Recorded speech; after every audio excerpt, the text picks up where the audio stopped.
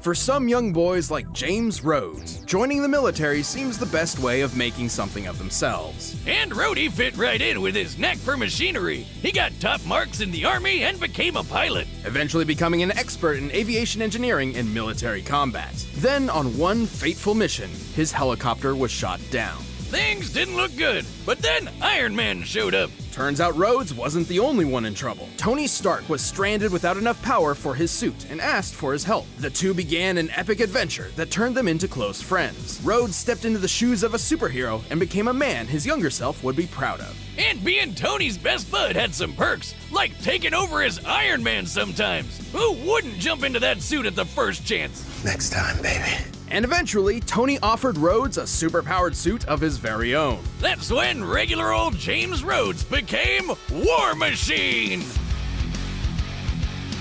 Oh yeah, it's like Iron Man but with more guns! Rhodes had spent years trying to find his place in the world. As War Machine, he found a way to truly make something of himself. He already had tons of combat experience from the Army and a bit of PTSD, but you know, you win some, you lose some. He can do way more anyway. He is a multi-talented badass. Tony has provided Rhodes with multiple War Machine suits throughout the years, each improving upon the one before it. Oh, and these babies are a beautiful piece of work. Just look at all those weapons! The suit is a specialized variation of the typical Iron Man armor, focusing more on firepower than tactics and maneuverability, clearly. Its alloy is composed of titanium and vibranium. Hey, like Captain America's shield! Which means it's both extremely durable and light enough to fly at incredible speeds. Very important given the computers, life support systems, and other devices housed within the unit. That's not even talking about what Rhodey fights with. His fine-tuned rides got repulsor rays and a unibeam in the chest. And did I mention guns, guns, and more guns?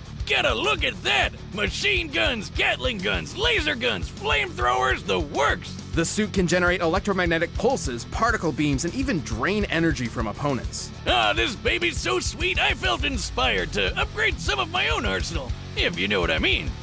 I don't think I want to. I got a new gun! It was white when I bought it, but I accidentally washed it with my hat. So obviously, I'm pretty hyped about the guns, but the armor has a lot of really cool other things too. His most up-to-date suit includes incredible chameleon systems that allow him to not only become invisible, but intangible, bypassing scanners and phasing through walls. You know, I could really use that next time you try to stab me with a trident! It was one time!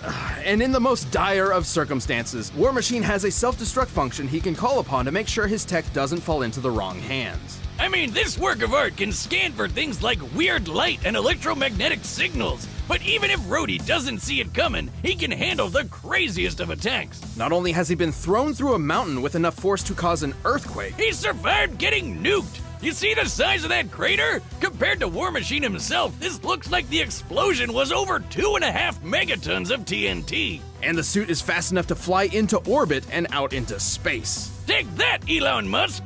No, but please send me one of your flamethrowers. Sorry, not a flamethrower.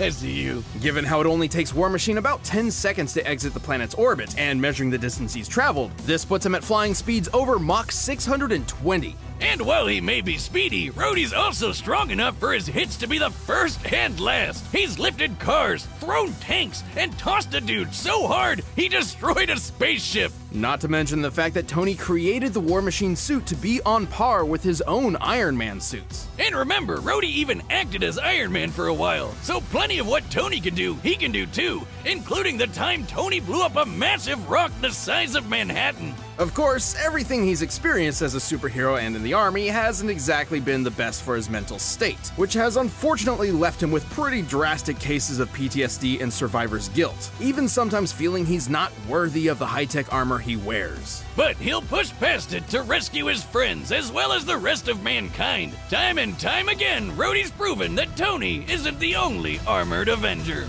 Also, did I mention the guns?